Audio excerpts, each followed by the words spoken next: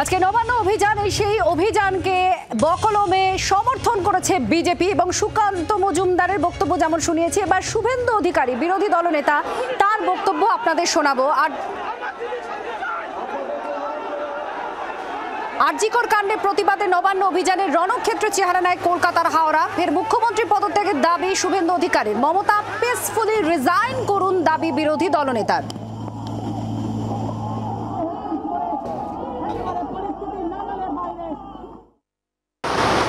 একটা সময় সিপিএম বলতো আমরা 235 ওরা 30, সেই দম্ভ ভেঙে দিয়েছিল।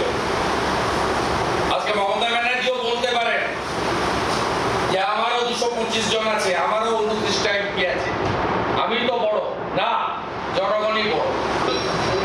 আমরা মমতা ব্যানার্জির পদত্যাগ চাই। এই আন্দোলন একদিনের নয়, আন্দোলন কন্টিনিউ হবে, আরো কর্মসূচি নেওয়া হবে। মমতা ব্যানার্জিকে পদত্যাগ করতে আমরা বাধ্য করব এবং পশ্চিমবাংলায় রাষ্ট্রপতি শাসনে নির্বাচনের মাধ্যমে সরকার পরিবর্তন হোক, আমরা চাই।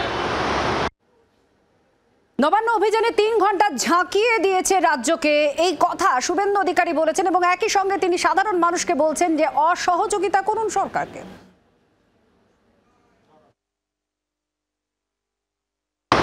এই আন্দোলন একটি সফল আন্দোলন। আমি চাইবো আর যাতে কারোর ক্ষয়ক্ষতি না হয়। পুলিশ যদি সংযত হয়, আমার মনে হয় আন্দোলনকারীরা ধীরে ধীরে তারা ব্যাক করতে শুরু করবেন এবং ভারতীয় জনতা পার্টির রাজ্য সভাপতিও কর্মসূচি ঘোষণা করবেন। আমি নিজেও মুখ্যমন্ত্রীর পদত্যাগ না করে অসহযোগের কথা বলব। সরকারকে সর্বাত্মকভাবে এই রাজ্যে অসহযোগ করুন। প্রয়োজন হলে ইলেকট্রিক বিল, ট্যাক্সের বিল কিছু দেবেন না যতক্ষণ না এই সরকার পদত্যাগ করছে। বিরোধী দলনেতা শুভেন্দু অধিকারীর এই বক্তব্য, আর তারপরে ঠিক কি বলছে শাসক দল, কুণাল ঘোষ তৃণমূল কংগ্রেস নেতার বক্তব্য এবার শোনাবো।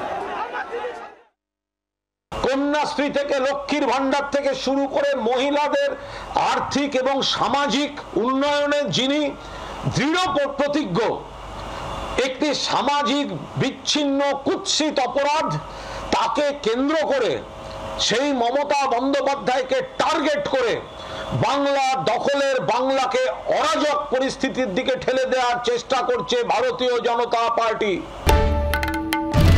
বাংলার আওয়াজ, বাঙালির আবেগ, জি 24 ঘন্টা।